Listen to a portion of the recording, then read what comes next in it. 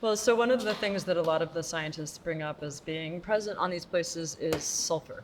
Yeah. Now, sulfur is actually odorless in its natural state, right? What? So it's only when it reacts to Oh. oxygen. Right, whatever, okay.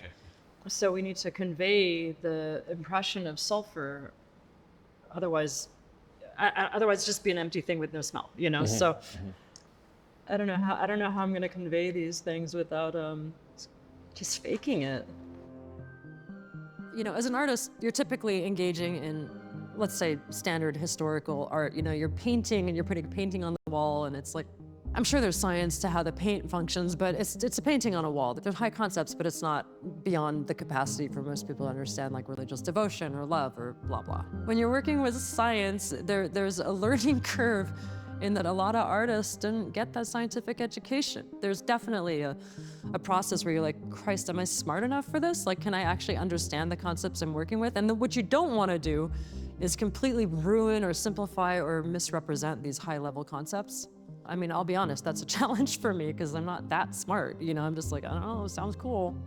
But, you know, it's an opportunity to be better and to try to learn. I guess my biggest fear is that I do my best and then the scientists come and they're like, Absolutely not. absolutely not. All wrong. You know, I mean, yeah. So I've been trying to tell them all, like, look, this is interpretive, it's art, you know, most people get it. But if we can convey a feeling, then that's what we're after. Yeah, you know? I agree. That's a huge thing. It's like we want people to like feel the experience, right? Given that the story is that we're sort of humans without a home. Yeah.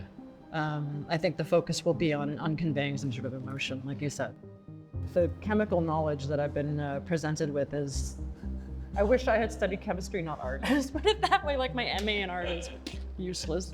What fascinates me about how speculative our piece is that the people that we're working with at JPL are doing hard science in that same realm of speculation. Where we fail science, if you will, like where people misunderstand science is like thinking that it's true.